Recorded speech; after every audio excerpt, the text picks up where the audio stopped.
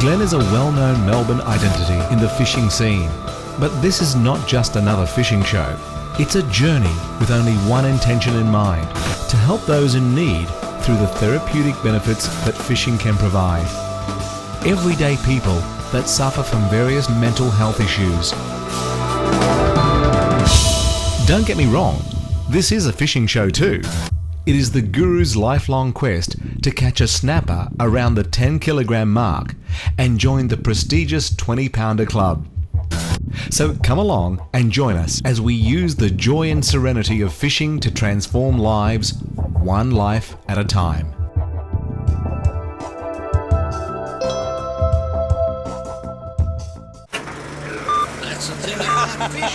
He's the latest sensation from Australia, Guru Glenn Cooper, and he's changing lives with a brand new fishing show.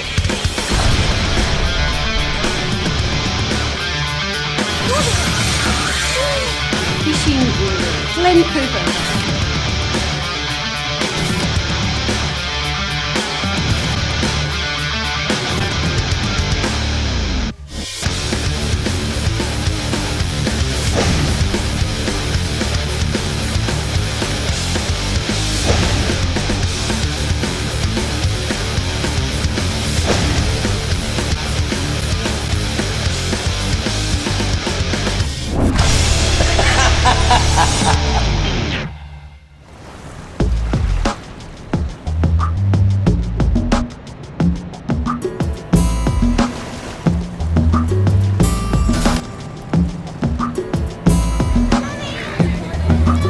This is Guru Glenn, and welcome to our new show called That's the Thing About Fishing with Guru Glenn and Friends. The reason we called it that is because it's not just my show, it's your show as well. Yes, this is a fishing show, but it's not all about fishing. It's about the therapeutic benefits that fishing can have for people. Because a lot of through this show that you'll see that we'll be dealing with mental illness, disabilities and things like that, and using fishing as a way of helping them cope with everyday life. Well, I hope you enjoy this introduction to That's the Thing About Fishing. So, just join me on the journey. I'll catch you later. Come on, boys.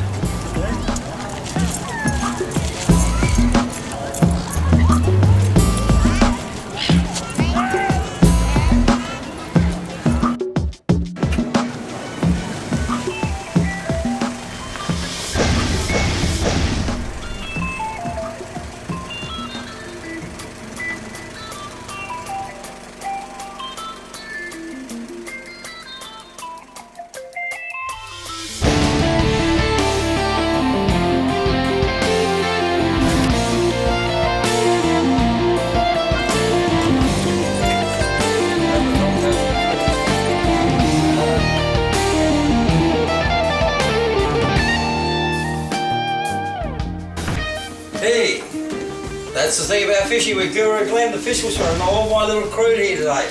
Amy, Brian, and Ash is going to be behind the camera. Well, let's have some fun while we're up here at Phillip Island.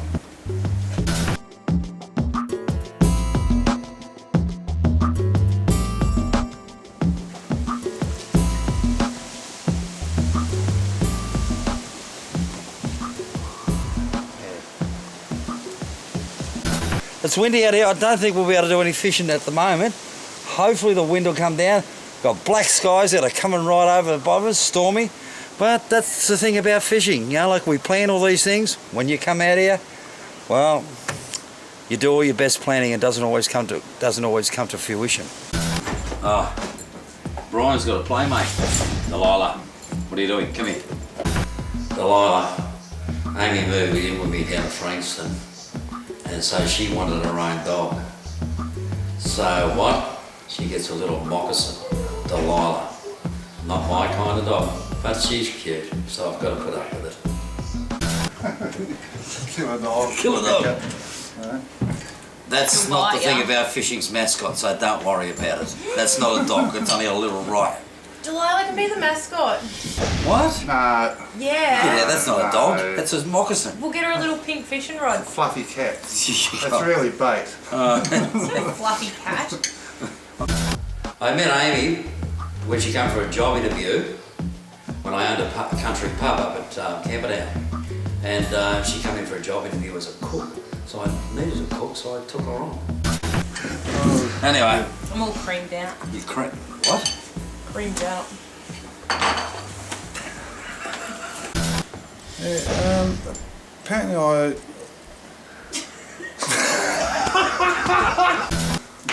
Alright, here we are down in Phillip Island.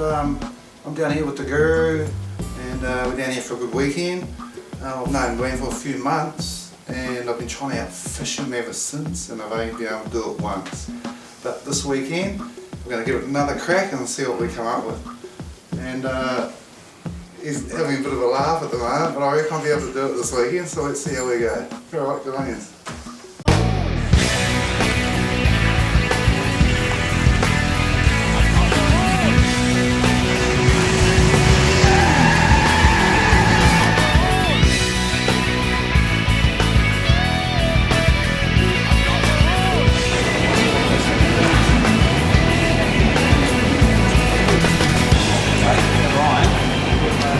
Hey, do you know something? Brian, just in case we don't catch anything, do you want to buy some fish? Just in case we don't catch anything while we're here.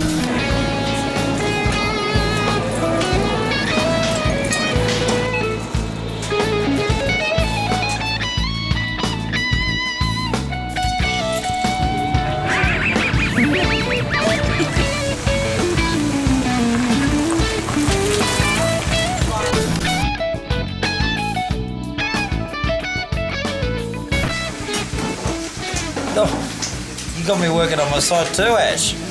See? Not only can I fish, I can build websites as well. So thank you, Amy, for cooking this wonderful spread for us, and I'd like to thank you again in future because you're coming back on Sunday to clean up after our mess. That's thank right. you very much. What are you washing them with? Oh, listen to that rain. I'm glad we never went fishing tonight, Brian. How you going? Don't worry, I'm just looking at Glenn's work site for him, you know. So, alright Glenn, what do you think about that, mate?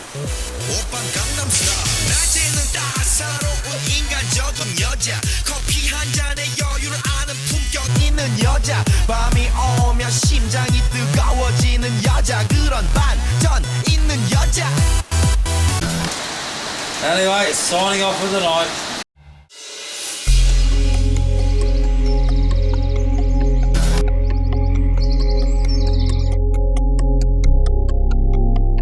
I've always been an early riser, but more so now because I get up around about 4 o'clock, between 3 and 4 o'clock nearly every single day. And guess what I do? Go fishing. Oh, it's not as cold this morning, thank goodness. Come on, Brian. Let's do it, let's do it.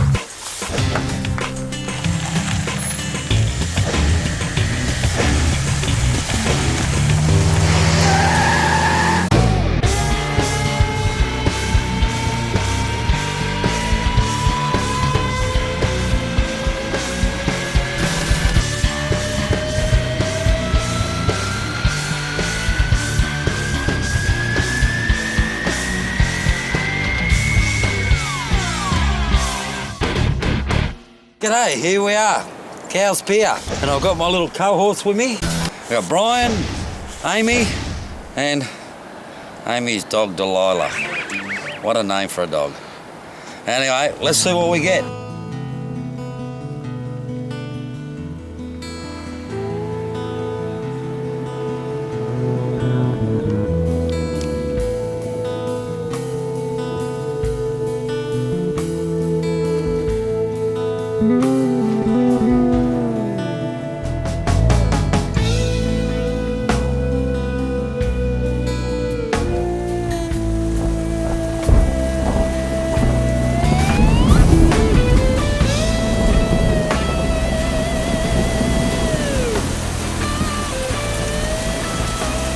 Well, it's pouring down rain. We've not much luck. A couple of little flathead, but it's pouring down rain. And I tell you what, I ain't gonna sit out here in the rain. I don't care about weather, but this is absolutely bucketing down. Can't have some lunch?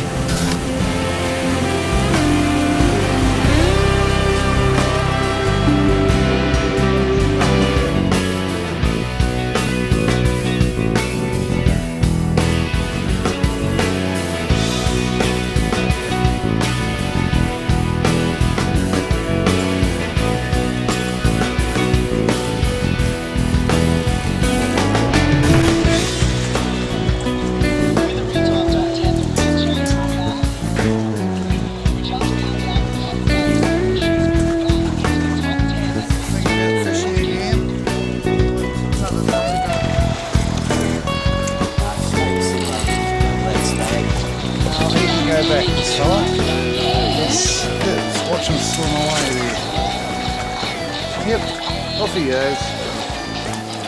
Oh well, I'm still looking for the grandfather, so let's see what happens, right?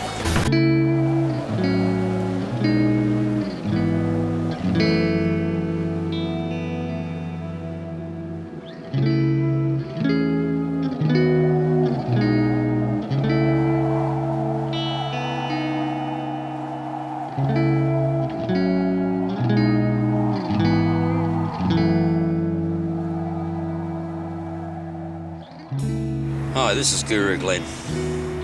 I'm actually down at Frankston Pier on my own today, and my own cameraman.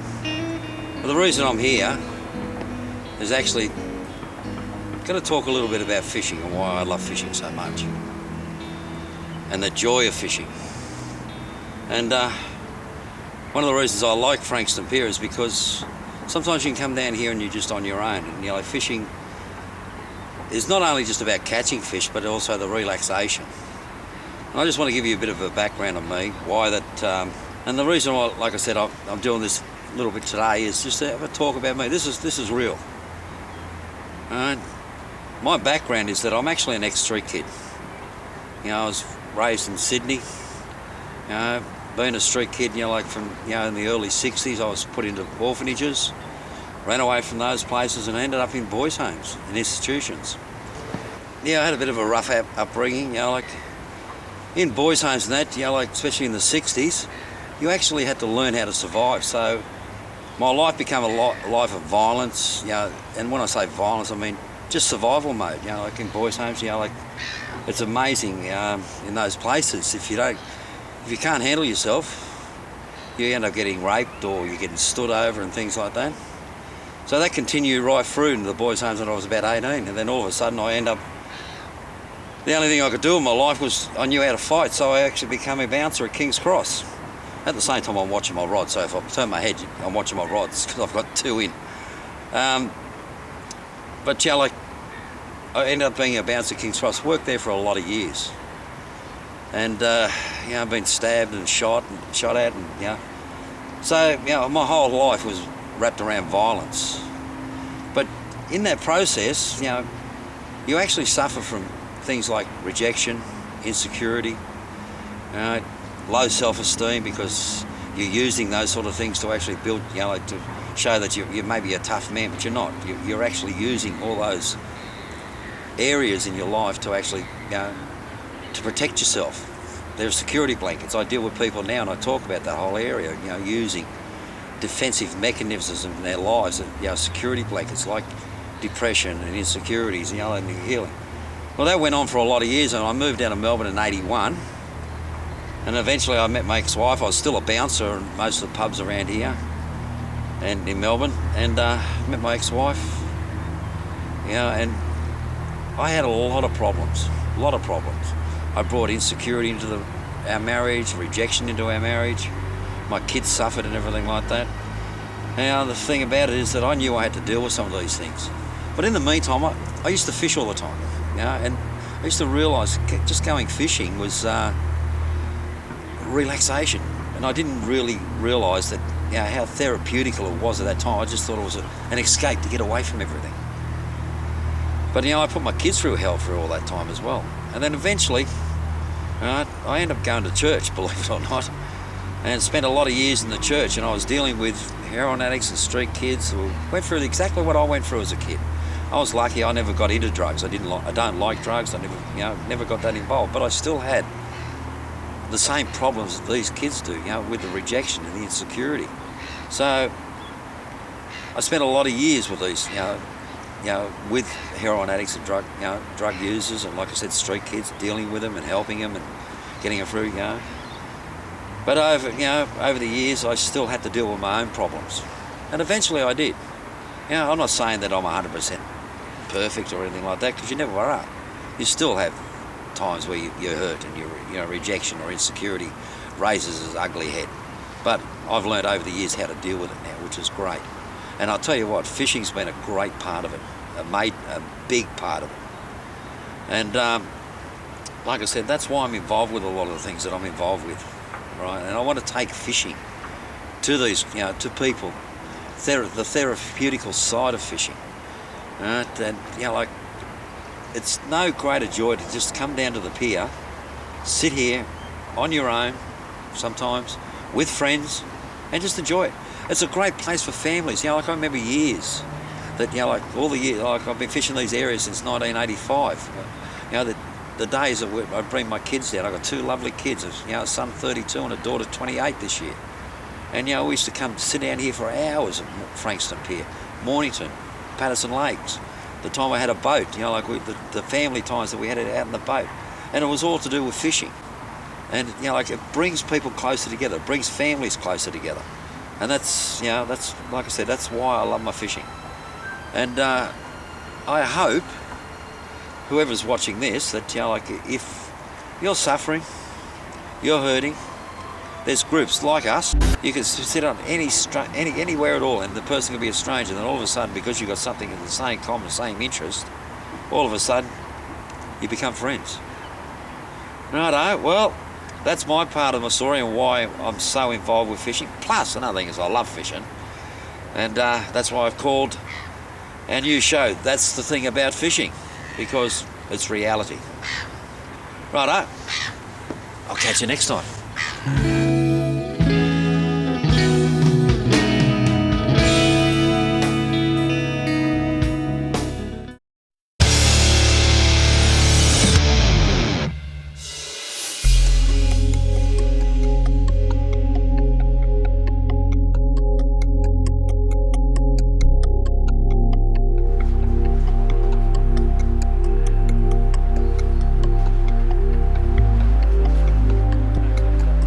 It's getting a bit chilly, we're going to call it quits.